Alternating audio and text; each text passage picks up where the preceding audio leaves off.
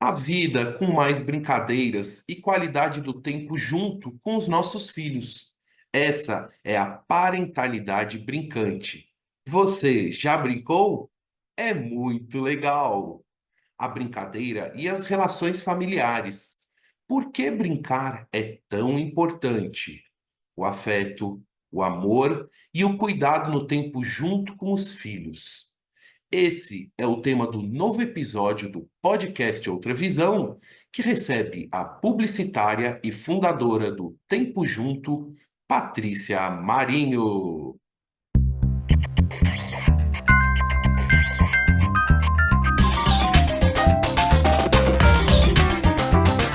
Direto da redação, você ouve agora o podcast Outra Visão. Apresentação: Paulo Cunha. Olá, seja muito bem-vinda, muito bem-vindo ao episódio 142 do podcast Outra Visão. Eu sou o Paulo Cunha, o Paulão, e falo da redação da Outra Visão Comunicação em Belo Horizonte. Sabe aquelas brincadeiras divertidas e criativas que fazemos com os nossos pais, filhos e familiares e que nos proporcionam uma sensação de felicidade natural, de pura alegria e verdadeira conexão? Estou falando daquelas brincadeiras saudáveis que geram lembranças para toda a vida.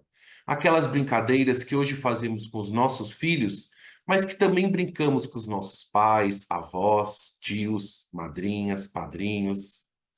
É nesse momento que paramos para pensar em como o ato de brincar é tão importante na relação entre pais e filhos, na relação familiar, entre adultos e crianças.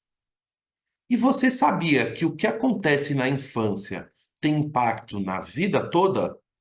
É o que nos ensina a mãe da Carol e da Gabi, a talentosa publicitária e criadora do Tempo Junto, Patrícia Marinho.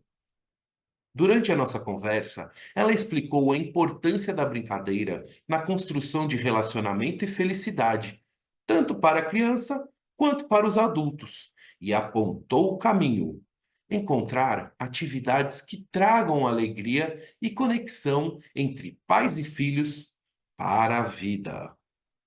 E foi exatamente para ajudar a construir esse caminho de encontros com muita brincadeira, criatividade, comunicação e alegria que há 10 anos ela criou o Tempo Junto, uma plataforma onde brincar é a principal ferramenta para ajudar as famílias a transformar momentos do dia em tempo de qualidade com os filhos.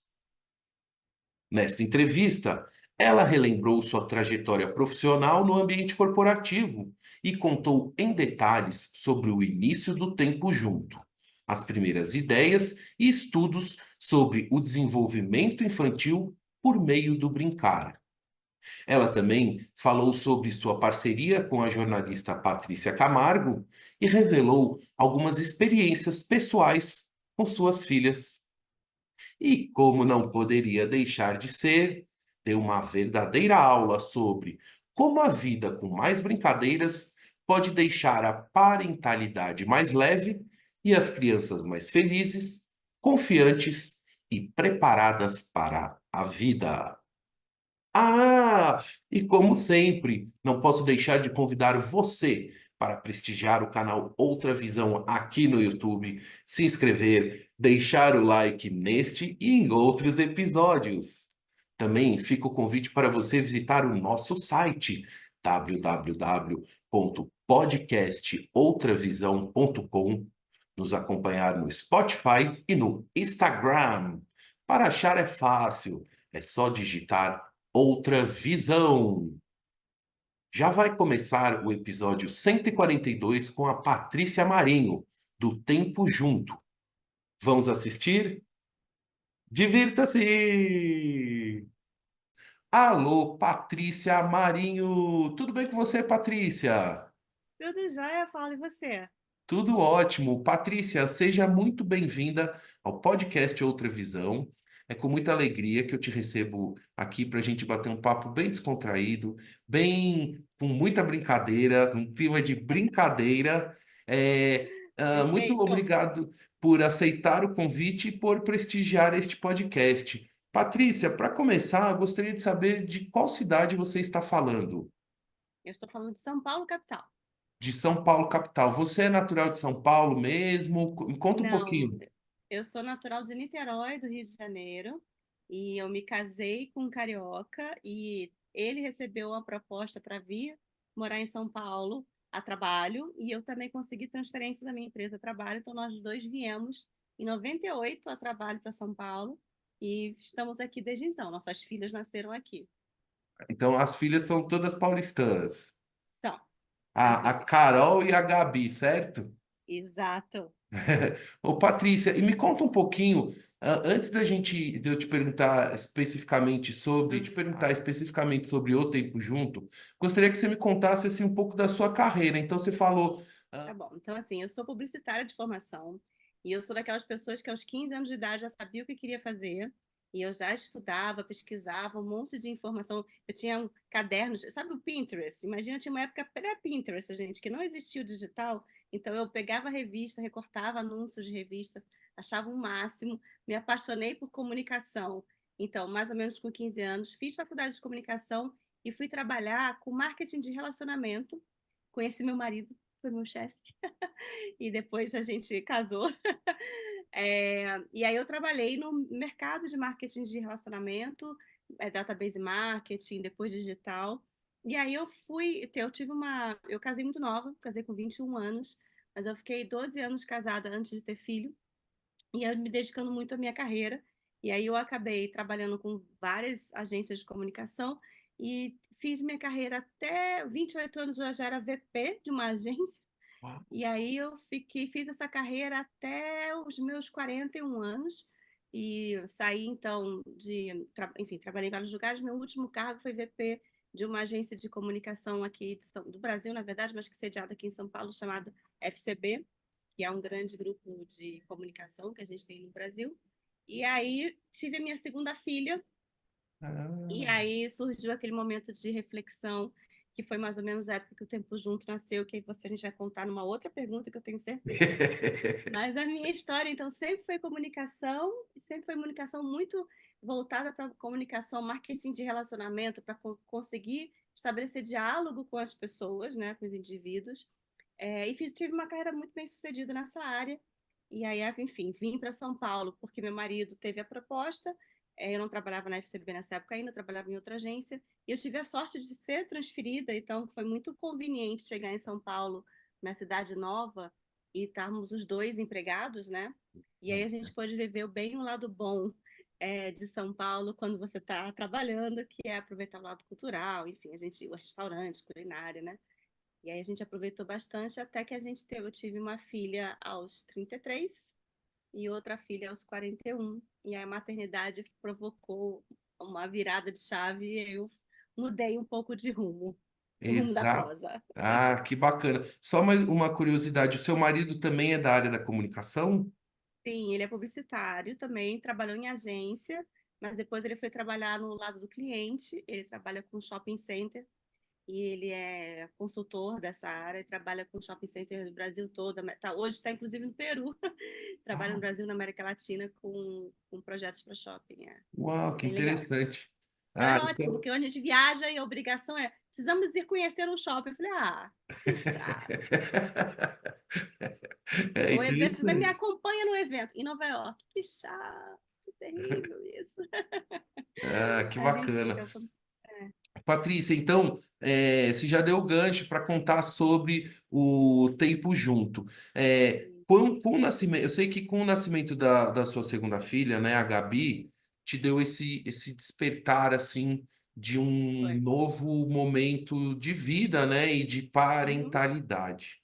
Conta como é que, ah, como é que foi esse seu momento de pensar em também sair do mundo corporativo como é, empregada e empreender, né? Porque hoje você, uhum, junto com a Patrícia Camargo, né, lideram o Tempo Junto. Me conta, como é que foi essa decisão, essa movimentação toda? Que, só para registrar, vocês celebram agora em 2024 10 anos, certo? É isso Sim, 10 aí, anos agora, em maio, parabéns. estamos fazendo 10 anos. Vou te confessar que não foi uma troca 100% consciente, não. Na verdade, o que aconteceu foi o seguinte: eu estava na minha licença maternidade e eu tive o privilégio de ter apoio em casa. Então, não só eu tive marido, como eu tinha minha funcionária e tal. Então, eu não tive aquele período de licença maternidade extrema, né? Primeiro que segunda filha, gente, segunda filha, tudo mais fácil. E segundo que eu tinha apoio. Então, eu conseguia, mesmo amamentando, acordando de noite para amamentar e tal, eu conseguia ter uma vida equilibrada e ter um pouco de tempo para mim, usando essa minha própria rede de apoio aqui interna do marido da minha filha mais velha e tal. E aí, nesse tempo em que eu estava, então, curtindo a minha segunda filha, e assim, eu acho que um ponto muito importante foi que eu fiz duas fertilizações, tá? Então, foram duas gravidezes muito. Eu realmente quero ser mãe. Então, eu fui mãe pela primeira vez. Gostei muito da história. E ser mãe é uma coisa que me faz feliz. Eu gosto de ser mãe. Mas ao mesmo tempo que eu gosto de ser mãe, o que aconteceu na minha segunda gravidez que foi muito interessante? Acho que a primeira viradinha de chave foi que eu tive minha primeira filha de parto normal e eu queria que a segunda filha, se pudesse, fosse também parto normal. E a previsão é que ela nasceria dia 30 de dezembro. Aí, a chance do 30 de dezembro virar uma cesariana é total, não é verdade? Para eu tentar fugir desse processo de que a tendência natural já indica, no Brasil já indica cesárea, ali no Mais Nova como essa, me indicaram o pessoal do parto humanizado. E que já é uma das primeiras coisas interessantes da parentalidade moderna, digamos assim, que é quando a gente questiona o parto e dá para a mulher o direito de escolher o parto que ela quer e fazer o processo menos violento possível. O Brasil é muito conhecido por essa história da violência obstétrica, né? E eu queria, então, ter esse parto. E aí eu conheci esse pessoal do parto humanizado e eu fui na consulta dessa obstetra. Na primeira consulta, ela fez duas perguntas para mim, que foi o seguinte: você quer em casa ou no hospital? Aí eu, pera, em casa, né? Se quer questionar essa possibilidade, eu jamais tinha. Era hospital, tá, gente? Eu sou do hospital. Hospital. Com ou sem anestesia? Aí eu falei, olha, doeu um bocado da outra vez. Eu achei que a anestesia foi boa, mas não sei, eu nem cogitei não ter anestesia. E por que que essas duas perguntas foram determinantes? Porque elas me fizeram parar para olhar para a maternidade e falar assim: nossa, tem muitas perguntas para fazer sobre maternidade, além das perguntas óbvias que eu sempre fiz.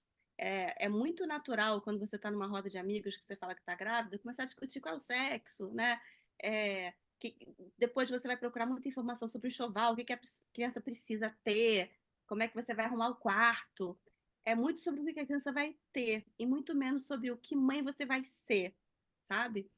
E essa questão quando ela me colocou essa questão de que eu tinha direito de começar a pensar que mãe eu ia ser a partir do parto que eu ia ter, foi muito potente, assim, foi muito poderoso olhar para essa escolha e me ver questionando as coisas que eu não tinha questionado.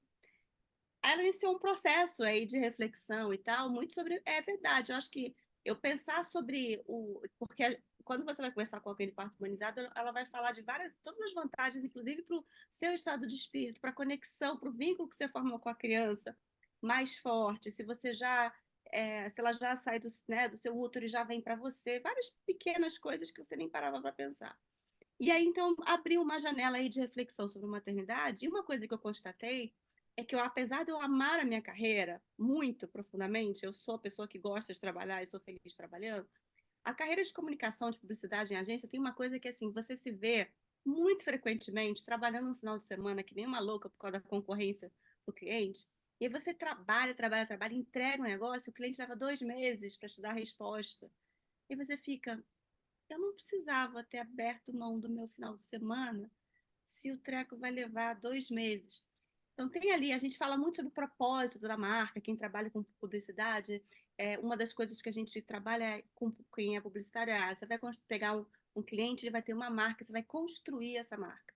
Então, você vai construir essa marca, você vai pensar nos valores da marca, nos atributos da marca, no propósito da marca, é todo um discurso que tem por trás de quem trabalha com comunicação, você sabe muito bem, né, Paulo? Sim, Com a sim. agência. E aí fala-se muito de propósito, propósito, propósito. E eu comecei a olhar para essa história mas por que tem uma coisa meio estranha aqui nessa equação de trabalhar tanto em prol de uma coisa que não necessariamente está respeitando o meu tempo de volta, ou que está, né? E eu, né, questionei. E aí o que que eu percebi? Eu já tinha uma filha de 7 anos. E eu me dei conta de que eu estava entregando para ela, na maior parte das vezes, o meu pior. Em que sentido? No final de um dia cansado, no final de um dia atarefado, ela vem, mãe, vamos fazer alguma coisa? E a sua resposta é não, tô cansada, não, agora eu não posso. Não, peraí que eu estou respondendo mais um e-mail. E aí eu meio que cansei de reclamar da falta de tempo e eu resolvi que eu ia fazer do tempo que eu tinha o melhor possível. E que se eu estava decidindo aos 41, que eu estava tendo, né, aos 40 eu me engravidei, ela nasceu logo depois que eu fiz 41. Se eu estava decidindo ser mãe de novo, não era para eu tratar esse negócio como a última coisa da minha lista de prioridades, até porque agora eu tinha uma criança de quase 8 e um bebê com demandas diferentes, Nossa, né? nossa. E aí, nesse processo de, então, olhar para o meu próprio propósito, digamos assim, eu vi que eu precisava equilibrar mais essa maternidade e dar para ela uma outra dimensão. E quando eu fui pensar nisso, eu tive um segundo. Eu falei do gatilho lá, né, que foi gerado pela conversa com a obstetra. O segundo gatilho foi eu ver uma foto de uma amiga minha, que ela postou lá no Facebook, a filha dela coberta de farinha. Pensa naquela foto da criança feliz no chão, sentada, coberta de farinha, e a legenda da foto era fazendo massinha caseira. E aí eu tive duas emoções. A primeira foi, nossa, que coisa mais linda essa criança rindo desse jeito. A segunda foi, mas que bagunça, né? Eu vou lá comprar Play-Doh, que farinha caseira que nada. E aí, mas eu falei, mas pera, por que que eu vou achar que a bagunça é maior e mais importante do que essa felicidade, essa cara dessa criança fazendo a massinha caseira? E ela indicava uma fonte, falava, peguei a receita no site Imagination Tree. E aí, gente, eu estava de licença maternidade em casa, com apoio, eu e o Pinterest. E o Imagination Tree. E aí surgiu um monte de atividades e um monte de coisas que eu fui pesquisar, de Uhum. referências, de brincadeiras, de coisas que eu não sabia. Atividade sensorial. Oi, o que é brincadeira sensorial? Como assim? Muitas ideias e muitas inspirações que não estavam no meu repertório. E eu achava, assim, eu era aquela minha mãe, classe A de São Paulo, informada, liu tudo quanto é livros, né? Melhor pediatra e tal. Como que eu não tenho esse repertório? Como que eu estou me surpreendendo com esse universo lúdico que pode estar em torno de uma criança e também da minha filha de 7 anos? E aí eu resolvi começar a testar aquelas coisas que eu estava... Fazer a massinha caseira com a minha filha de 7 anos em casa e ela Uhum. se divertir loucamente, com menos bagunça, porque ela já tinha 7, então estava aquela farinha espalhada. Mas ela se divertir loucamente e eu encontrar um prazer tão grande, mas tão grande, em viver esse momento de alegria com ela. Mais tarde, estudando sobre o assunto, um psicólogo que eu admiro muito, chamado Lino de Macedo, falou para mim uma coisa que reflete um pouco esse meu encontro, que é brincar é construir o prazer da companhia. Quando você brinca com uma criança, você está mostrando para ela um lado lúdico seu, que no fundo é uma seguinte mensagem: ih, sua mãe é legal. Não é só aquela coisa do fez isso, lavou o rosto, tomou banho, comeu o legume, foi para a escola, fez a tarefa que a gente chama de mãe checklist, né? Para o vínculo se formar, você tem que ter afeto, e o afeto vai para além do checklist. E aí, hoje, vendo essa frase, eu olho para esse meu encontro com a brincadeira, gente, não é porque você é pai ou mãe que tem que ser recreador, não, tá? Não é isso. Mas tem uma outra frase que eu repito muito, que é assim, que eu também aprendi depois, mas que é assim, o oposto de brincar não é trabalho, o oposto de brincar é depressão. Se a gente tira da brincadeira da nossa vida, a gente fica cinza, a gente deprime. Só que brincar não necessariamente é sentar com a criança meia hora brincando de boneca, né? A minha sócia, por exemplo, dormia brincando de boneca com a filha, porque ela odiava. Brincar tem a ver com encontrar alguma atividade que te transporta para outro lugar, que te deixa feliz, que te deixa mais leve, que deixa com vontade de fazer mais, que você perde a noção do tempo. E isso pode ser colecionar coisa, pode ser um hobby, pode ser correr, pode ser jardinagem, pode ser qualquer coisa, né? E no fundo, a gente tem vários momentos brincantes na nossa vida, porque se não tiver, a gente fica cinza. só que não necessariamente a gente chama de brincadeira. Que nem na empresa, né? Se a gente falar, vou levar os funcionários para brincar, o pessoal fala, tá de brincadeira, né? Que não se brinca em serviço. Agora, se você fala que fazer uma dinâmica, vamos fazer uma dinâmica, já, já é outra história, né? Então, né, voltando para a história, eu me vi em casa com as minhas duas filhas, com um monte de referências de atividades que eram importantes para o desenvolvimento dela e que estavam trazendo uma felicidade que, assim, é muito mais fácil ser mãe brincando do que ser mãe brigando. Você ficar, a gente vai lá, versus o quem vai chegar primeiro no banheiro para tomar o banho? A vida de quem vai chegar mais rápido no banheiro para tomar um banho, ou vamos aproveitar e vamos rapidinho para casa porque a gente vai fazer uma brincadeira rapidinho, é muito mais tranquila do que quando você passa o dia inteiro. Já te falei 1000 vezes para pegar aquela roupa, já, né? Porque o filho não vem com um controle remoto que você aperta um botão e ele age do jeito que você quer. Então, quando eu me vi nesse lugar de estar recuperando, de estar tendo essa relação com maternidade diferente do que eu tinha, eu falei, eu preciso fazer alguma coisa com isso, porque eu vou voltar a trabalhar e eu vai me consumir e eu vou voltar a ser aquela pessoa que vai dar para minha filha o pior. E aí, a CDF, que sou, a louca que sou, falei, já sei, vou criar um blog, porque o blog vai me obrigar a brincar. Porque eu vou ter que ter conteúdo. Se eu não brincar, eu não tenho conteúdo. Então, eu peguei o meu rigor da minha vida profissional, Uhum. botei na minha vida pessoal e falou assim: virou tarefa, brincar para tirar foto para fazer conteúdo, sabe assim? Ó. E aí, o fato de eu colocar na agenda me fez brincar mais, me fez pesquisar mais. E aí, tudo que eu estou falando que começou foi que nem é um círculo virtuoso. A espiral foi aumentando. Quanto mais eu brincava, mais ideia eu tinha, mais a gente se divertia. As meninas também, mais elas se desenvolviam, mais o vínculo crescia, mais amor tem. E virou esse espiral virtuoso. E aí eu falei, já que eu. Lembra que eu comentei agora há pouco na minha história que eu gostava de marketing de relacionamento, de digital, de construir marca e tal. Falei, quer saber? Vou fazer esse negócio direitinho. Vou, vou criar aqui um blog, vou criar aqui um Instagram, porque eu tô há muito tempo que eu era VP da minha agência, eu recomendava muitas coisas, mas eu estava fora da atuação há muito tempo. Eu não fazia, eu botava uma massa para nada. Eu falei, quer Sim, saber? sim. Deixa eu criar aqui um negócio que eu vou treinar e aí eu vou poder praticar. Resultado, minha gente, tomei gosto pela coisa. Lancei lá o conteúdo na minha plataforma. Fiz bonitinho, criei o nome Tempo Junto. Olha que foi um nome legal. Criei a marca, criei. E o Tempo Junto, o que que é, né? Como é que a gente transforma momentos do dia em tempo de qualidade com as crianças, seja o tempo que for. Pode ser 2 minutos, 5 minutos, 10 minutos. E o objetivo é desenvolver a criança, fortalecer o vínculo e tornar mais fácil o trabalho de cuidar dos filhos, tornar mais leve o parentar. É sobre isso o Tempo Junto. E aí eu criei a marca, começou a ter seguidor, e aí começou o capítulo 3 da minha novela, né? O primeiro, eu sou publicitária. O Uhum. segundo, mãe que começou a brincar e cria o vlog. O terceiro gente, começou a ter seguidor. E o povo falando, eu vou fazer também. E eu falei, mas espera, calma, como assim você vai me imitar? Eu não sei nem o que eu estou fazendo direito, né? E aí, lembra que eu falei que eu sou CDF? A Sim. CDF que sou, falou assim, eu vou estudar sobre esse assunto. Para encurtar a história que a gente falar mais, porque se eu falo pelos cotovelos, é, vocês terem uma ideia, hoje eu tenho um projeto de inovação no portfólio de inovação do Centro Developing Child, que é do Centro da Criança em Desenvolvimento na Universidade de Harvard.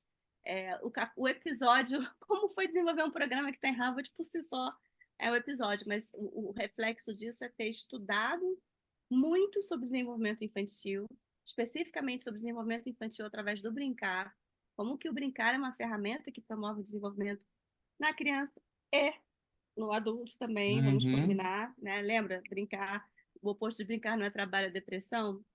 O brincar é uma ferramenta muito potente para muitas coisas, para desenvolver criatividade, curiosidade, raciocínio lógico, na criança e no adulto também.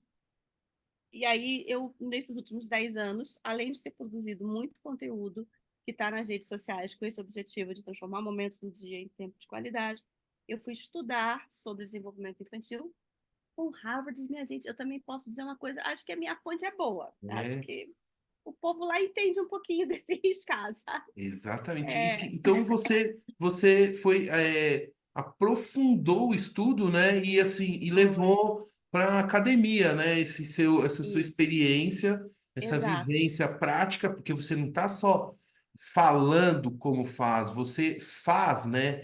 E é isso que eu Uhum, quero mostrar um pouquinho aqui. Enquanto a gente vai conversando, sim, Patrícia, eu vou dar compartilhar aqui a tela com alguns sim, vídeos aqui, enquanto você vai falando, até para dar sim, uma sim, ilustração por legal favor, aqui.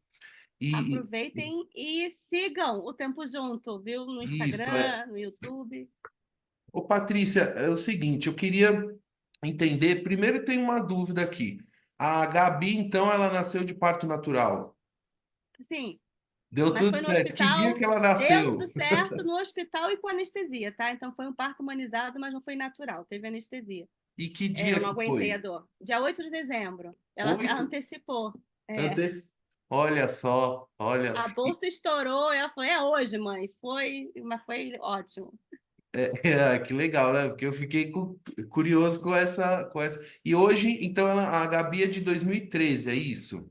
Sim, E a gente pode colocar na linha do tempo, então, que o tempo junto, a gente está falando 10 anos, o pontapé inicial mesmo foi ali na virada 2013, 14, foi comecinho de sim. 14. Foi, exatamente. Foi a licença maternidade da Gabi, a partir de uns 2, 3 meses dela. E eu tenho também curiosidade de saber como é que foi essa união de forças, né, com a Patrícia Camargo, né? Como é que foi esse Cara, essa história encontro é de ótima. vocês, que vocês, Essa história no é ótima. site, pessoal, eu vou deixar todos os links do Tempo Junto aqui na descrição desse episódio, e no site explica muito bem sobre as Patrícias, né, sobre o encontro de vocês, mas eu gostaria que você contasse e compartilhasse um pouco. Então, a história é a seguinte: eu não conhecia a Patrícia, nunca tinha visto ela na vida. Eu tinha trabalhado com o marido dela, e o marido dela trabalhava com assessoria de imprensa. E logo depois que eu comecei, que eu resolvi fazer o Tempo Junto, que eu lancei o site, tinha mais ou menos uns 2 meses, e que eu comecei a perceber que eu estava fazendo uma coisa que tinha uma relevância por N motivos, né? Não só pelos seguidores, mas porque eu fui estudando sobre o assunto e vi que tinha uma carência de brincar no Brasil e que hoje está muito traduzida, por exemplo, se você prestar atenção nas mídias que falam sobre infância, a principal pauta hoje em dia tem a ver com a questão da crise de doença mental, né, da saúde mental das crianças e jovens e o quanto isso é provocado pelo excesso de telas e o quanto o antídoto para o excesso de telas tem a ver com não dar celular, mas botar a criança para brincar, né? Então eu tô nesse lugar do brincar como fonte de desenvolvimento e de saúde mesmo das crianças. Então eu sabia, e eu conscientemente sei disso desde que eu comecei a estudar o assunto, desde 2014, e por isso eu achei que o Tempo Junto era uma plataforma que valia a pena ser desenvolvida. Eu encontrei uma pesquisa que falava que só 19% dos adultos no Brasil sabia que brincar é importante para a criança e que só 12% dos brasileiros acreditava que afeto era importante para o desenvolvimento. E esse é um número era um absurdo. Então eu olhei para esse número e falei, preciso fazer alguma coisa. Então, o Tempo Junto já logo depois, né, assim que eu comecei, eu percebi que eu estava tocando uma coisa interessante, mas ainda sem ter uma visão de negócios para isso, tá? Uhum. E aí eu tinha mais ou menos 2, 3 meses de trabalho, metida que sou, falei, preciso ser conhecida, preciso. E aí eu fui falar com o Márcio Cavalieri, que é dono de presidente de uma agência de comunicação aqui de São Paulo, e falei, Márcio, como é que eu faço para parar na imprensa? Você, Paulo. Como é que você me ajuda e tal? Ele falou assim, olha, não é, você está começando, também acho que tem potencial e tal. Mas a minha esposa, para cliente da agência, não fazia o menor sentido, mas a minha esposa é assessora de imprensa e ela quer trabalhar com alguma coisa voltada para a infância. Uhum. Eu vou te passar o contato dela. E eu fui tomar um café da manhã com a Patrícia. E aí eu comecei a falar o que era o Tempo Junto, o que meu propósito e tal. E ela foi sorrindo, ela foi se encantando num nível que você não tem ideia. E que tinha tudo a ver com o que ela queria na vida, porque ela era mãe de três, ela tinha, já estava com os três, né, pequenos, os três são perto um do outro, e ela queria encontrar alguma coisa que ela pudesse fazer que fosse focado no brincar. A princípio, ela queria fazer uma casa de brincar, porque ela queria sair com os filhos para levar para um lugar seguro, que pudesse brincar, e tinha muito pouco. Menos do que tem hoje em dia, mas muito pouco. E aí, só que casa é muito caro, esse negócio é complicado e tal.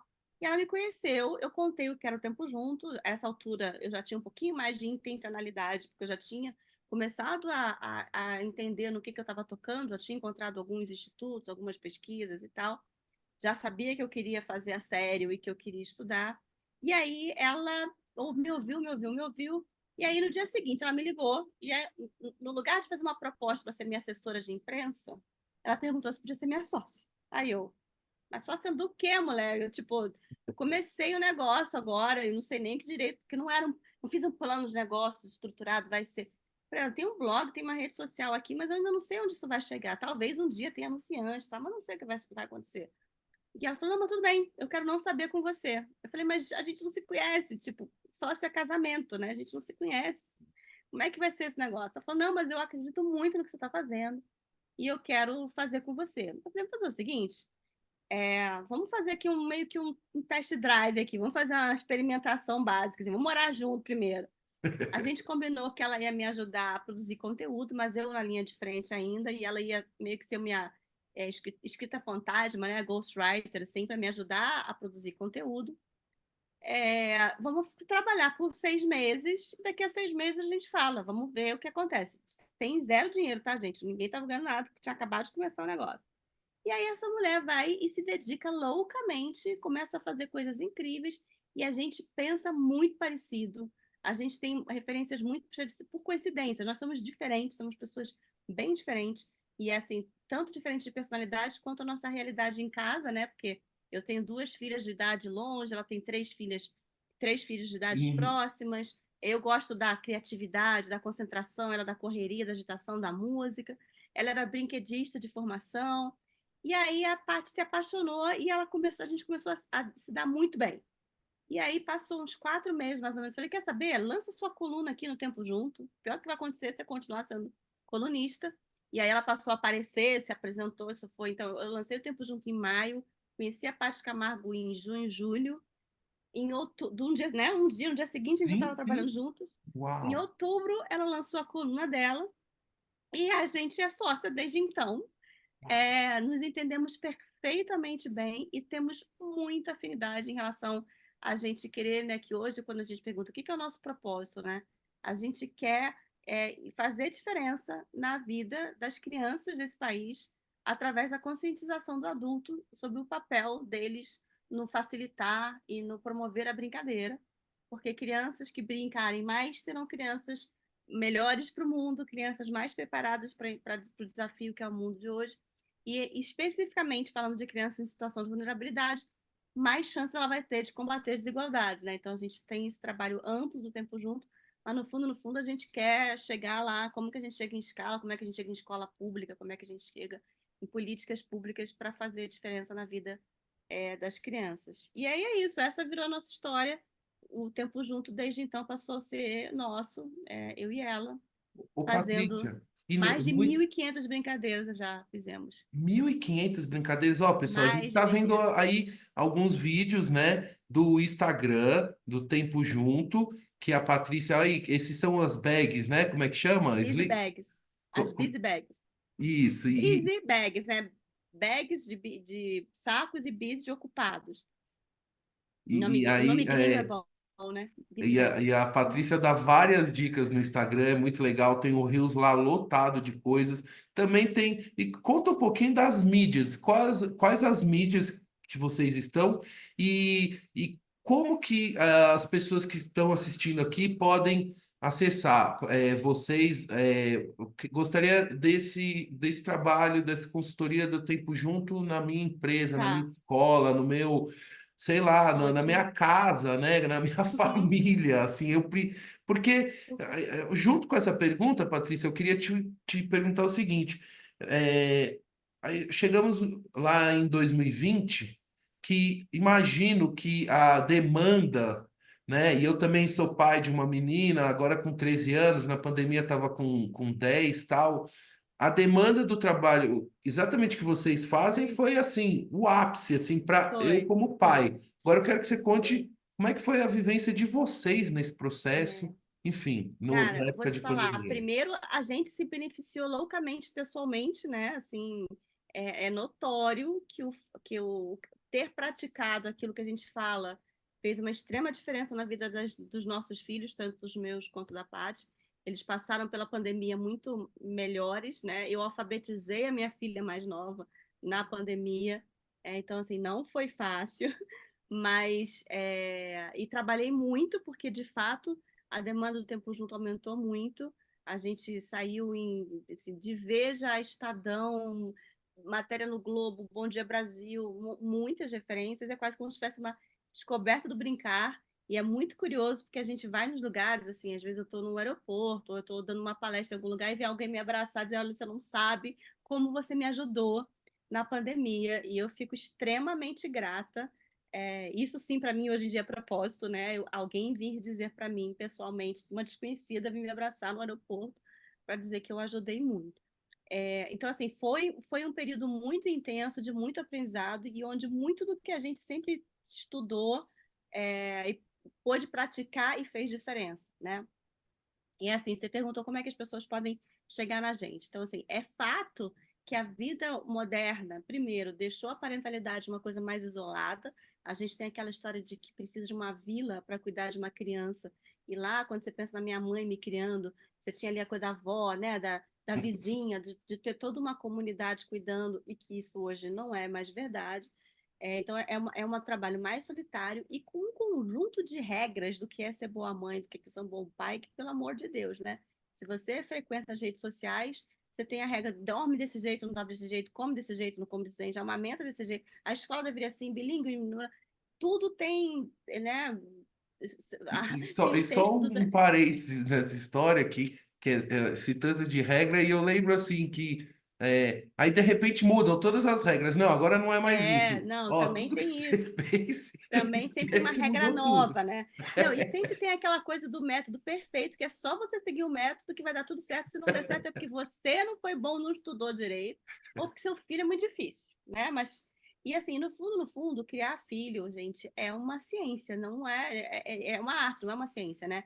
Não tem ali vou estudar muito, vou entender toda a teoria e vou aplicar e fazer um teste e vou escrever um artigo científico. Não tem isso, é uma arte mesmo. Então, cada caso, cada família constituída pela sua realidade, com os seus temperamentos, as suas vivências, vai dar uma consequência que é muito difícil você falar de um método só que dá certo para tudo. Mas tem algumas verdades, por exemplo, a história da educação positiva, né? Você ser respeitoso, da disciplina positiva, da parentalidade positiva, de você ser gentil e firme. Estabelecer uma relação respeitosa com uma criança faz diferença, sim. A ciência já provou isso milhões de vezes, os resultados estão aí. Então, tem uma série de verdades, de princípios básicos, digamos assim, que hoje em dia que são informações que não eram tão conhecidas no passado, que os nossos pais não sabiam, e que agora a gente não pode fingir que não viu, né? Como é, por exemplo, no meu caso, se você vai pegar todas as descobertas da neurociência, você vai ver que a criança tem o cérebro da criança se constrói a partir do afeto e do estímulo que ela recebe na infância. Então, uma criança que está num ambiente amoroso, e ela brincante, que tem estímulos, que as pessoas estão lá olhando para o que ela olha e dando nome para o que ela olha, conversando com ela. Se ela está num ambiente que, se ela chora, alguém acolhe e dá segurança e ajuda ela a se acalmar, essa criança vai ter muito mais chance de ir bem na vida, de fazer boas escolhas, de ter bons trabalhos, de saúde mental, de não ter obesidade, não se viciar em coisas, do que alguém que nasce numa situação de vulnerabilidade, que vive, por exemplo, o racismo, que vive o estresse provocado pelo racismo, que prejudica o desenvolvimento neural da criança. É mais um aspecto absolutamente estarrecedor dessa coisa infernal que existe na nossa estrutura, né, no nosso jeito de ser, que a gente precisa combater loucamente.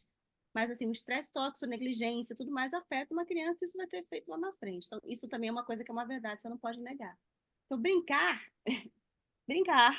ajuda a criar pessoas melhores, fortalecer vínculo, não tem jeito. Agora, o seu brincar, o como que você vai trazer isso para sua vida, vai diferenciar em função da realidade da sua casa, do seu perfil e do perfil da criança também. Então, vai ter lugar que você vai ter aquela coisa da família que joga todo mundo junto, que faz tudo coisa junto. E vai ter outro lugar na minha casa, por exemplo, a gente é muito mais da atividade manual, da criatividade e tal, Uhum. vai ter o seu perfil, mas quando você encontra essa linha de afinidade, você encontra aquele momento as memórias, as experiências que você constrói, né? Então, eu tenho certeza que a minha filha mais velha, para quem eu tenho que fazer 18 anos, para quem eu faço pistas para a caça aos ovos até hoje, porque se ela não tiver, ela briga comigo e ela fala para mim que, mãe, mas eu não quero deixar morrer a criança que tem dentro de mim. E aí eu faço a pista aos ovos e ela vai procurar a Maradona e acha o ovo dela, e no final eu e ela e a mais nova rimos horrores.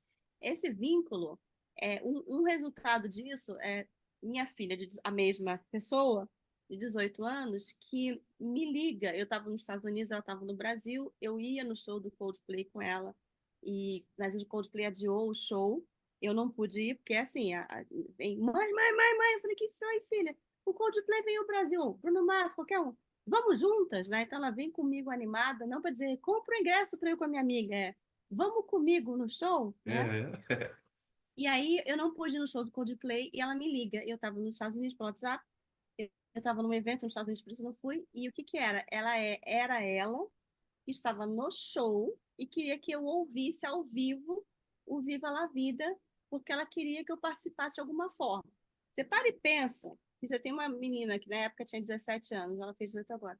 Mas aos 17 anos, ela está no show com a amiga, com a minha irmã, se divertindo, e ela pensa em mim, me liga para que eu ouvisse. E eu falei, não, filha, relaxa, obrigada, mas tipo, ouve aí a música, né? Vai Não, curtir, não né? precisa. Vai Vai curtir. curtir, lógico. Mas eu fiquei, obviamente, um amor que o meu coração se encheu de um amor incrível, aquele momento da certeza de, nossa, eu fiz alguma. Estou fazendo alguma coisa certa, né, Sim. gente? Porque a pessoa resolve Ô, comemorar Patrícia, tem comigo, como você né? acender uma luz, Peraí. alguma luz extra? Aê, ótimo, que Nossa, deu. outra pessoa, É, né? não, é que. Escolheu Ô, bem. Patrícia, eu gostaria de saber assim, se o esporte, né, também a gente pode incluir nesse pacote aí das Super, brincadeiras, né? É o pai super jogando pode. bola, jogando Super pode. basquete, não é?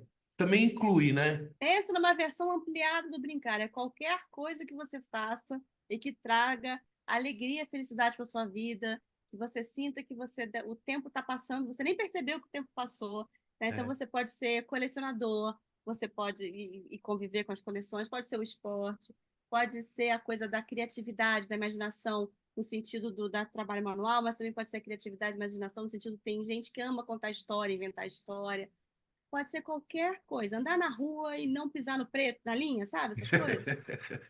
É aquilo que te der aquela felicidade, né? Mas olha só, você me perguntou e eu não te respondi isso. objetivamente sobre como é que a gente então começa essa história. Então, existe uma vertente do Tempo Junto, gente, que é assim: a gente colocou o máximo de ideias de brincar, de inspirações para brincar que a gente imaginou na vida disponível para qualquer um que queira nos seguir, né? Então, a gente tem o site tempojunto.com, a gente tem o Instagram, @Tempo Junto, e a gente tem o YouTube também, Tempo Junto, e tem o Pinterest, Tempo Junto. Todos esses são lugares para chegar no nosso conteúdo de brincar e que você vai ter muito conteúdo, mas vai ter trabalho para pesquisar, porque é muito conteúdo. Para quem está com menos tempo, a gente tem livro do Tempo Junto. A gente tem aqui uma coisa super legal aqui. Esse aqui é o livro com 100 brincadeiras para fazer com os filhos em qualquer lugar. Que tem um capítulo, tem uma curiosidade que assim, o que eu pensei? Eu queria mostrar que na vida corrida, sem tempo, cansada, você pode colocar brincadeira nos lugares que você não está imaginando. Então, por exemplo, tem um capítulo no engarrafamento, tem um capítulo no restaurante, tem um capítulo enquanto espera, você está na sala de espera de um médico, o que você É. faz? Tem o capítulo quando tudo que você tem são 10 minutinhos. E cada brincadeira aqui, o que que eu fiz? A gente descreve a brincadeira e aqui embaixo tem assim, o que fazer para menores, né, para crianças pequenas, como adapta, com crianças mais velhas, qual é o material necessário, qual é o tempo de ter preparo e qual é o nível de bagunça para você se preparar para isso. E esse aqui Tem um é, bagunçômetro, tem tipo um exato, tem. bagunçômetro. É. Essa aqui é a caixinha anti-tédio para crianças, que é uma caixinha com 40 cartas que estão escritas aqui em letra bastão, tá de cabeça para baixo, para aqui. Estão escritas aqui em letra bastão, e que aí a criança pode sortear e brincar. A gente também tem e-books para crianças, um de brincadeira para criança de 0 a 2, outro de 2 a 4, outro de 3 a 6, outro de 6 a 12. E a gente tem alguns cursos online que estão disponíveis lá no nosso site. Se você entrar lá no nosso site e ver cursos e lojinha, você vai chegar em todos esses produtos, né? O curso que a gente tem, que a gente é permanente, né? Porque tem alguns que a gente, como tem consultoria particular, a gente abre e fecha de vez em quando, né? Que é mais Uhum. específico. Mas o curso permanente é o Pausa para Brincar, que é assim, justamente como é que você traz para sua vida o que a gente chama de atitude brincante, que é botar a brincadeira na sua rotina do jeito mais natural e fazer dos pequenos encontros na rotina do seu filho um momento prazeroso, que você cumpra a rotina, que você faz o que tem que fazer, você Isso, lava a sua isso. louça, você cuida da sua casa, mas de um jeito que a criança participe, se envolva, e vocês tenham ali não só um momento mais leve, como um momento mais divertido, né? Você Então, sabe esse é o nosso. que depois que eu conheci você, tudo, e estudei mais sobre o tempo junto, aí eu peguei, né, fiz uma reflexão, né? Falei, será que eu sou uma pessoa que gosta de brincar e tudo, de Eu sorrir. provoco isso nas Aí pessoas. aí eu vi que sim, eu brinco com a minha filha, sim, só que eu não, depois que eu compreendi qual que era o momento realmente que eu estava brincando, e agora eu tô brincando mais, hein? Tô brincando mais, eu já fiz uma estratégia no carro ali que ela gostou. Só que É, tá. Ô, Patrícia, o grande desafio que eu queria te perguntar é o seguinte.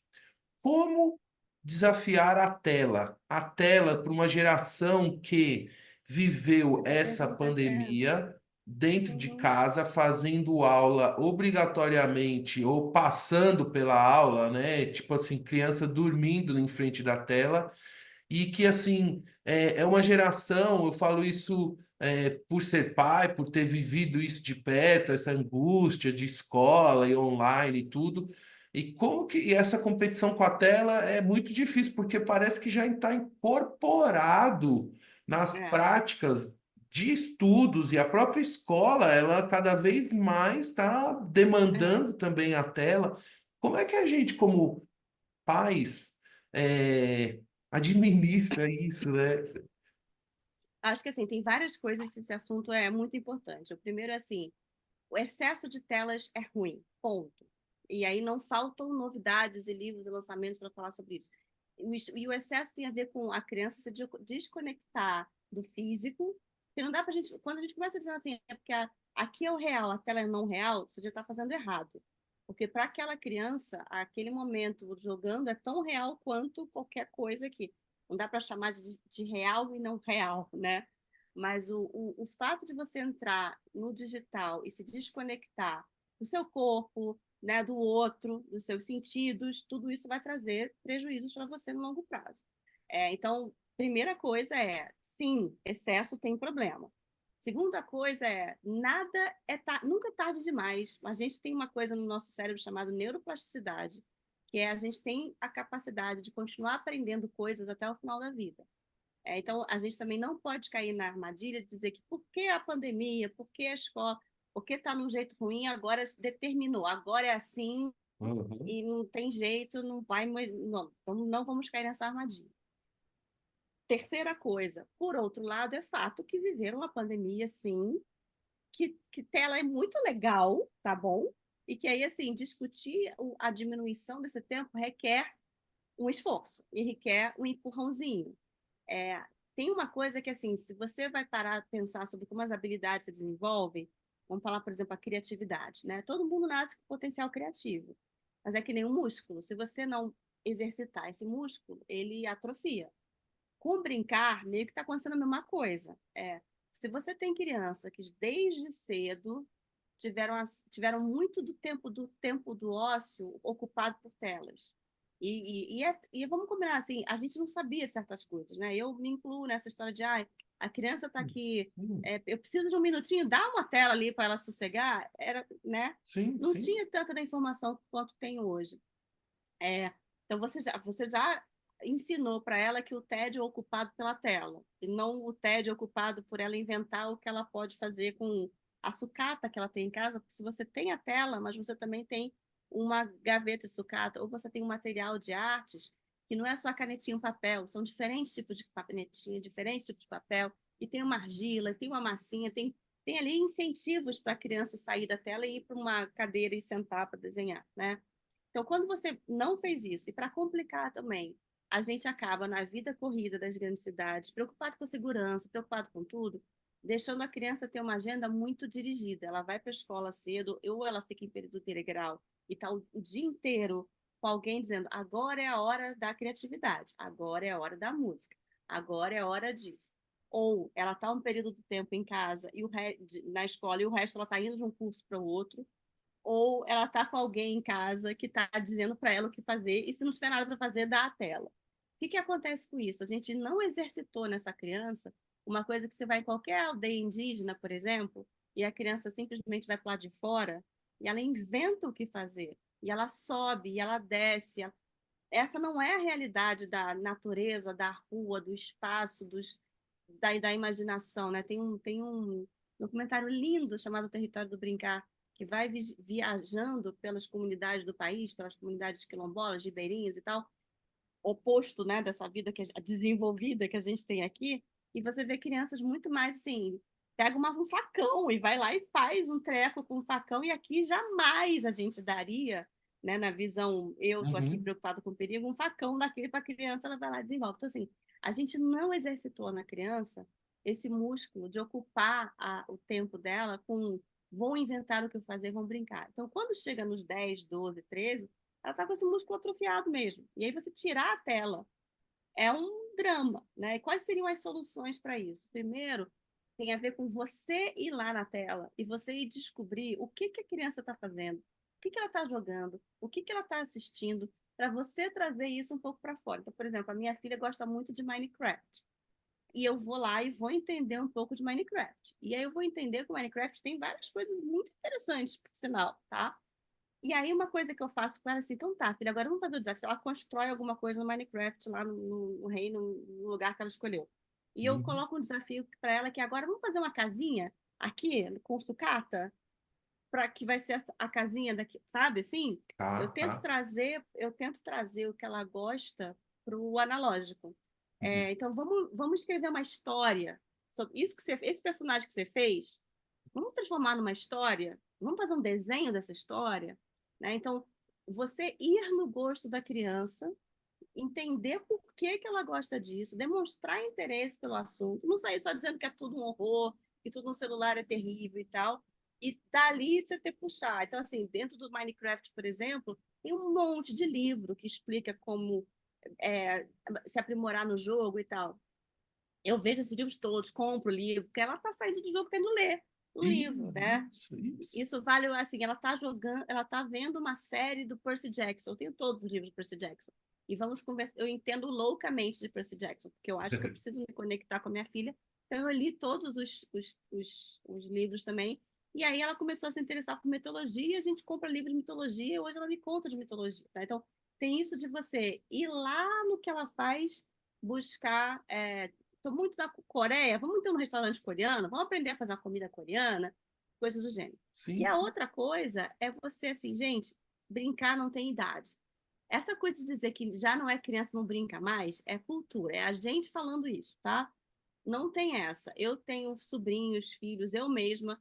A gente, por exemplo, no Natal, a minha família faz uma festa de Natal em que a gente coloca todo mundo para brincar, chama Gincana dos Primos Oliveira. Não tem um que não se divirta fazendo lá as brincadeiras que a gente faz. Assim, brincar não tem idade. Então, essa história de que criança não, não brinca mais é porque a gente não está proporcionando as condições. E aí vem esse lugar do nosso esforço. Porque, assim, ela não está brincando sozinha, então ela precisa de um empurrãozinho.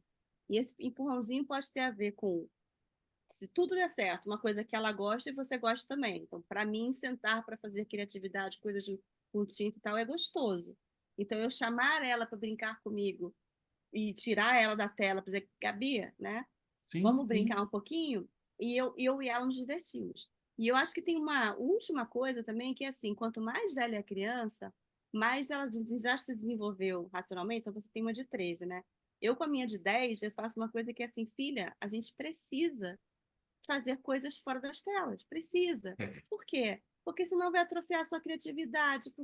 E eu converso sobre os benefícios e malefícios da tela racionalmente. Então, ontem, por exemplo, a minha filha virou para mim e falou assim: mãe, eu acho que a gente podia tentar pensar, será que a gente não podia ter em casa um dia que a gente fizesse assim, um jogo de tabuleiro por semana?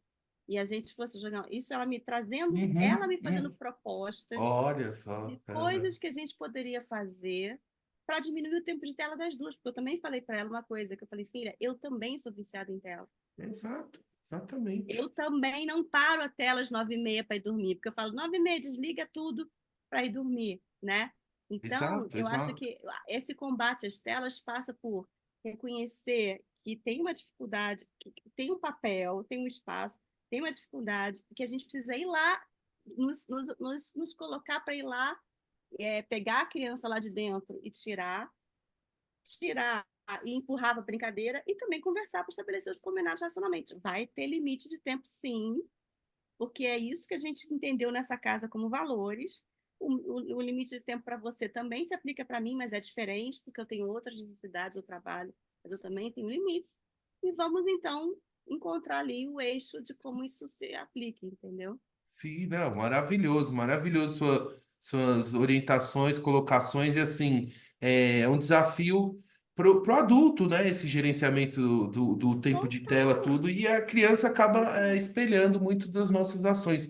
Para caminhar para o final, que eu sei que daqui a pouquinho a Patrícia tem que Eu tenho buscar a que Gabi, buscar. e essa Uhum. entrevista poderia tomar muitas horas. Em breve eu quero que a Patrícia volte aqui para contar sobre esse Tá projeto lá em ótimo. Harvard, mais detalhes sobre Harvard. Se você puder dar uma pincelada, mas eu Gente, queria te perguntar, falar o seguinte: a importância da comunicação, né? Você é uma comunicadora, seu marido também. Quer dizer, vocês conversam com a criança, a comunicação, conversar, e é conversar como uma pessoa, não como, né? sim, Como, que exato. assim, é a forma também que eu sempre fiz com a minha filha, assim, é conversar, bater papo com ela desde pequenininha.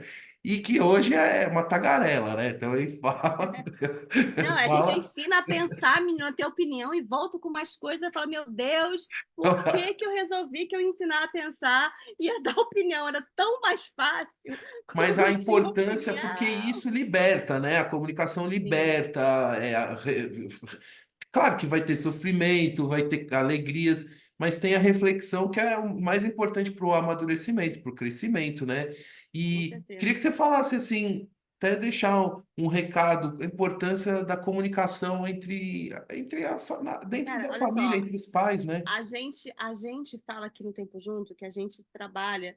é, Se a gente for tentar buscar uma intencionalidade no brincar, porque a gente pode falar bem do brincar por si só, que brincar é bom, porque é divertido, porque desenvolve de um jeito amplo e faz bem para a saúde, e eu tenho argumentos para isso. Mas quando a gente vai falar um pouco mais da intencionalidade, a gente fala o seguinte: olha, então tá, se você precisa ser convencido melhor, o brincar desenvolve habilidades essenciais para a vida. E aí eu fui que estudar muito sobre isso. O que são as habilidades essenciais para a vida, tá? E comunicação é uma habilidade essencial para a vida. Se você não consegue se comunicar, você não consegue transmitir suas ideias, você não consegue fazer o outro perceber o seu interesse, seu desejo, e aí comunicação nas suas N formas, né? Não só comunicação verbal. É, e aí não se dá a troca, né? Então, assim, a comunicação é uma habilidade essencial para a vida, assim como a criatividade é uma habilidade essencial para a vida, assim como hoje no mundo da inteligência artificial não tem como não dizer que a curiosidade não é uma habilidade essencial para a vida, porque se a gente não souber fazer boas perguntas, se a gente não souber formular hipóteses, a gente não vai conseguir começar a encontrar soluções para os problemas complexos e não vai conseguir programar a inteligência artificial, por exemplo, para nada. Ela só faz aquilo, o que ela faz é uma resposta àquilo que a gente programa, que tem a ver com o que a gente pergunta. Então, a gente coloca a comunicação como tempo junto nesse lugar, no lugar de uma habilidade essencial para a vida, que é uma habilidade que não é nata, ela se desenvolve, tá? E aí você tem o lugar da comunicação, o lugar de por que é importante você estabelecer uma comunicação respeitosa e efetiva com seu filho? Porque você vai estar dando exemplo, simulando a habilidade que ele vai desenvolver, que você vai estar desenvolvendo uma relação mais sólida, mais forte, e você vai estar ajudando, modelando para ele o que ele deveria buscar na vida. Né? Então, assim, se eu grito, grito, grito, grito com meu filho e acho que esse é o jeito de conseguir, na força, o que eu estou conseguindo com o grito é um sucesso imediato. Às vezes a criança está numa situação de comportamento ruim, você grita e na hora você tem sucesso porque na hora a criança para. Mas no médio e longo prazo, você está criando ou uma criança que tem medo dos adultos, que faz as coisas por medo, e aí você para pensar assim, você realmente acha que o melhor para o seu filho é ser um adulto que lá na frente tem medo da autoridade, porque vai ter Ah, medo da polícia, vai ter medo, né? uhum.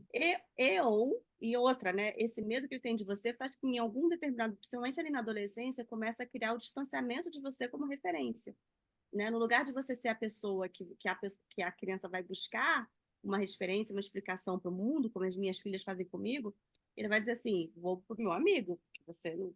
E aí vem aquela história, a adolescência é terrível. Não, a adolescência não é terrível.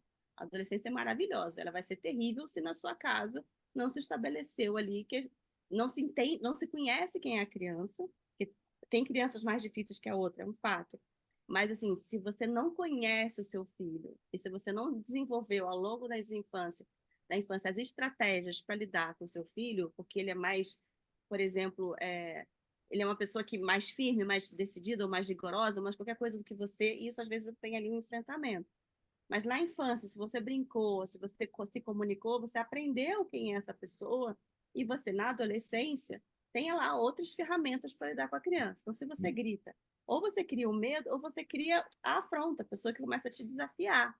Então, no médio e longo prazo, o fato de você ter uma relação respeitosa, mais firme, que pode parecer, mais aquele papo chop-chura do povo, do... Não, é assim, tem novas ferramentas, tem novas informações e tem novas estratégias que você usa e que aí o resultado é, por exemplo, a minha filha, de 10 anos, ela tem 10 anos, tá? Ela vira para mim e fala assim, mãe, eu entendi o que você está falando, mas agora eu estou muito nervosa e essa conversa não tá boa, a gente não está se entendendo. Vamos parar e vamos conversar de novo daqui a pouco. Olha isso. Olha que ferramenta maravilhosa, pura comunicação. Que de fato a gente estava numa situação, isso é situação real, tá, gente? Uma situação ela querendo uma coisa, eu querendo outra coisa, e eu ali no vamos, né? E ela, mãe, a gente não está se entendendo. Vamos parar. Eu vou para o meu quarto. A gente tenta de novo daqui a pouco. As duas se acalmam e a gente resolve. Essa mesma criança de 10 anos chega da escola brava. O que que foi, filha? O que que foi, filha? A primeira coisa que eu falo com ela é assim: você quer falar? Às vezes ela quer, às vezes ela não quer. E quando ela não quer, eu falo: filha, você quer desenhar? E ela vai lá e desenha a coisa. Ela já me contou várias coisas importantes no desenho que ela fez. E ela preferiu desenhar do que falar, porque falar pressupõe botar em palavras e ter um enfrentamento que às vezes é difícil, né? Sim, sim. Enfim, então essa mesma criança, agora aos 10 anos, por causa do processo do exercício e tal, chega em casa brava. Alguma coisa aconteceu. Aí eu falei, você quer falar? Quero. Então vamos falar. Aí, filha, e o que aconteceu? Ela me conta. A minha primeira reação é a empatia. Mas será que o outro? Será que ele realmente tentou e tal? Tem a minha filha e fala: mãe, agora não é hora de conversar. Eu não quero que você me explique nada. Eu só quero sentir raiva. Aí a sabedoria ali, né?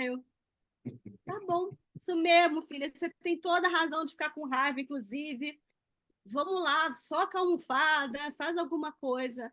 E assim, a gente consegue não só de mitigar conflitos que poderiam existir entre a gente, como ela consegue se colocar para mim, tudo em cima da conversa. E que conversa é essa? Conversa que você pratica desde pequeno, desde que É. nasce, né? E aí tem uma coisa, né, terminando, tem um exemplo dessa história da comunicação, como é que ela se desenvolve, que eu não sei se você já ouviu falar, que é o estudo das 30 milhões de palavras, que é o seguinte, é um estudo americano que acompanhou por um tempo a vida de crianças pequenas, de 1, 2, agora eu não lembro exatamente a idade, mas é coisa de 1, 2, 3 anos, acompanhou as crianças por um tempo, comparando crianças que vivem em situação de vulnerabilidade com crianças que têm uma classe social, uma renda maior, né, tem mais acesso às coisas. O que normalmente essa realidade traz também?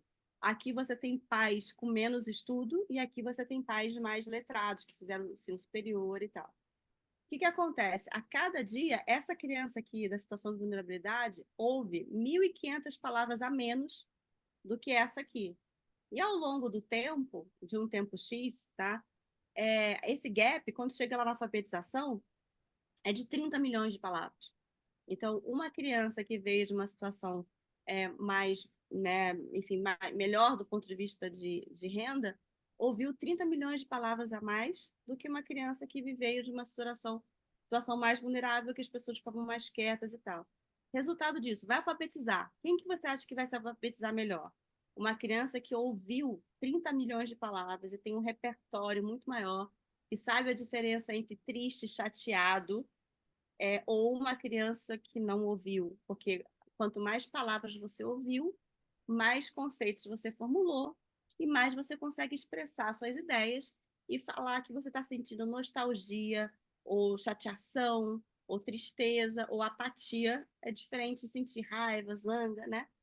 Então, olha isso, né? O Sim, que você ouviu tem efeito na alfabetização e vai ter efeito lá na vida. Então, eu diria que, assim, estabelecer uma comunicação com a criança, conseguir se comunicar, desde o momento que você entende o choro dela e entende que chorar é um sinal e que você vai lá que ela precisa de ajuda. O choro é um pedido de socorro. O choro não é uma coisa para te estressar. O choro tem alguma coisa errada comigo e eu não estou sabendo lidar. E pode ser eu tô com fome, eu tô cansado, eu tô com sede, eu não sei o que está acontecendo. Quando você vai lá e pega a criança no colo e você acolhe, você está comunicando para ela que você entendeu que tem uma coisa errada, que você é um lugar seguro e que você vai ajudar ela a se autorregular. Você não está estragando a criança, você está ajudando ela a se comunicar, a se entender. E aí depois ela vai se comunicar. Então, desde que ela nasce, essa comunicação é fundamental para ela se desenvolver e para estabelecer o vínculo que a gente falou o tempo inteiro aqui nesse papo de hoje. ah, que bacana, Patrícia. Patrícia, eu vou caminhando então aqui para o final. Quero agradecer muito a você pelo carinho, pela confiança, por dedicar um pouco do seu tempo para conversar comigo e compartilhar um pouco da história e tantas dicas maravilhosas do tempo junto aqui com a Ah, audiência do podcast Outra Visão. Também eu que agradecer. agradeço a oportunidade. Quero agradecer a toda a sua família, a Carol, a Gabi, ao seu marido, a Paty Camargo, né? A todos envolvidos no trabalho do Tempo Junto. Agradecer a todos que acompanharam até aqui esse episódio. E para fechar, Patrícia, eu gostaria que você deixasse um recado final, uma mensagem aqui para a nossa audiência. Ó, eu vou dar uma mensagem final, mas eu vou falar só uma coisinha antes para completar uma resposta anterior sobre como acha a gente. Eu falei que vocês podem procurar a gente Verdade, pelo Tempo Junto e tal, mas assim, se você for uma empresa, a gente consegue levar tudo que a gente faz para os seus colaboradores no formato de palestras, no formato de trilhas de conteúdo, no formato de roda de conversa. Então, você pode procurar a gente. E se você for uma escola, a gente também pode trabalhar tanto na formação dos professores, principalmente de educação infantil fundamental 1, e a gente tem hoje conhecimento para isso, para ajudá-los a saber melhor como brincar, quanto a gente pode ser aquele parceiro para ajudar na conversa com as famílias, que cada vez mais a parceria entre escola e família é muito importante. Então, lá no nosso site tem nosso WhatsApp, tem nosso contato, vocês Ô, conseguem Patrícia, também. uma pergunta. Se uma família quiser ter a consultoria de vocês, também vocês atendem uma pessoa física também? A gente tem não é uma coisa que acontece muito, mas sim a gente faz isso. Dá para fazer, vocês podem procurar a gente lá no site. A gente tem, inclusive, um métodozinho de como a gente faz essa consultoria, que é bem bacana e funciona. Com 2 ou 3 sessões, a gente já dá bastante Eu até resultado, falei com tá? você, né, Patrícia, que quando eu comecei a seguir o Tempo Junto, eu vi que na minha lista de amigos tinha É um uns monte de 30 gente. pessoas que já seguiam. Eu falei, nossa, tava faltando Adoro. eu, ué. Adoro isso. Agora, sobre a mensagem que você falou, eu acho que a grande mensagem que a gente tem é assim, gente, a gente precisa deixar o mundo mais brincante. E essa história de deixar o mundo mais brincante tem a ver com reconhecer que brincar não é o oposto de trabalho, brincar é o oposto do brincar, não é trabalho, o oposto do brincar é depressão. E que a vida, né, tá deixando a gente muito cinza. A gente olha para as mídias, olha para os jornais, assim, o que não falta é notícia triste. O Rio Grande do Sul, o clima, gente, o Rio Grande do Sul, pelo amor de Deus, né? E aí, assim, um jeito da gente combater essa tristeza e a gente conseguir ser mais feliz, ter mais saúde, é rindo mais, sorrindo mais, né? E aí, se a gente faz isso com uma criança e a gente ajuda essa criança a ser uma pessoa melhor, que é coisa melhor do que isso, né?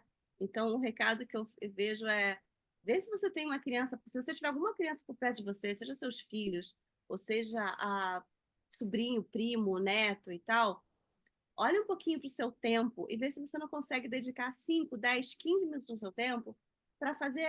Pode ser aquela brincadeira de antigamente que você fazia, stop, sabe? A gente jogou stop aqui em casa, Uhum. mas se conecta com essa criança através da brincadeira.